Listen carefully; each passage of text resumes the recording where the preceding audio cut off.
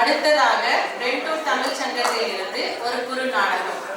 நம் தமிழ் புலவர்களான ஔவையார், திருவள்ளுவர் மற்றும் பாரதியார் இவர்கள் மூவரும் இக்காலத்தில் சந்தித்தால் என்ன பேசுவார்கள் என்ற ஓர் கற்பனை காட்சி. ஔவையாராக சஞ்சீவனா, திருவள்ளுவராக வினாசனன், பாரதியாராக ரித்திஷ் ராஜ். வாருங்கள் என்ன பேசுகிறார்கள் என்று பார்ப்போம். நம் தமிழ் சொந்தங்களை பார்த்து எவ்வளவு காலங்கள் ஆகிவிட்டது.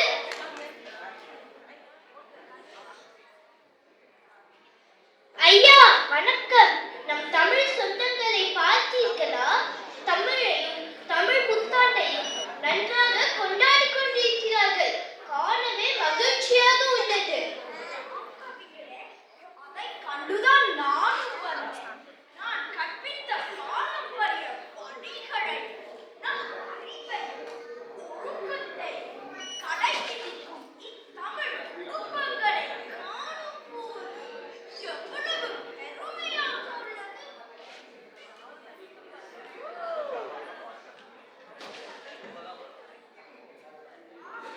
எனக்கும் மகிழ்ச்சிதான்.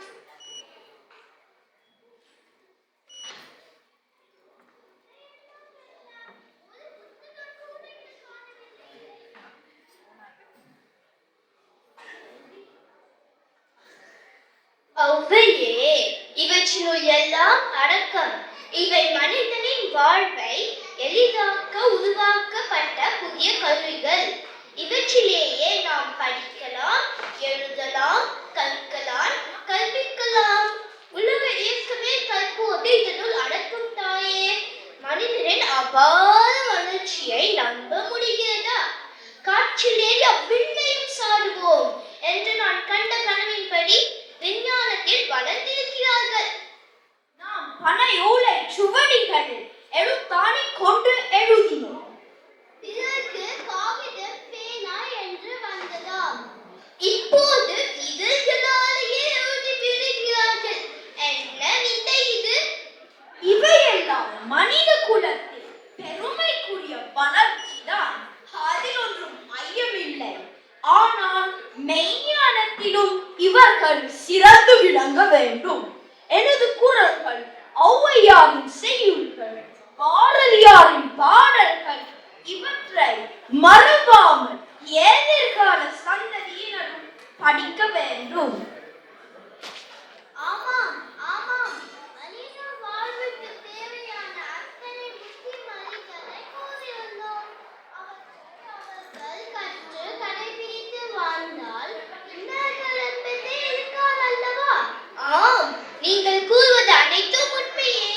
நாம் தமிழ் மொழியின் மூலம் மனித குலத்திற்கு வழங்கியுள்ள காலத்தால் அழியாத என்றும் என்றும் நிலைத்திருக்கும் நன்கொடைகள் அல்லவா அவை. அதனால்தான் நானும் வாழிய செந்தமிழ், வாழ்க நற்றமிழல் என்று பாடியுள்ளேன். ஆம் கவிஞரே, என்னை தானும் நல்லவை கேட்க அனைத்தானும் ஆன்ற பெருமைத்தான். எனது குரல் கேட்க நல்லவற்றை கேட்டறிந்து கற்றறிந்து வாழ வேண்டும். இவையே பெருமை தரும். ஒப்புரவு ஒழுக்கு என நான் கூறியிருப்பது போல் உலக வாழ்விற்கு தேவையான அத்தனை நல்லொழுக்கங்களை கடைபிடித்து நம் பிள்ளைகள் வாழ்ந்தால் துன்பம் எதுவும் வராது. நம் பிள்ளைகளுக்கு அறிவாற்றலோடு அன்பும் பண்பும் வளர வேண்டும். அச்சமின்றி வாழ வேண்டும். அனைவரையும் அரவணைத்து அறம் பல புரிந்து வாழ வேண்டும்.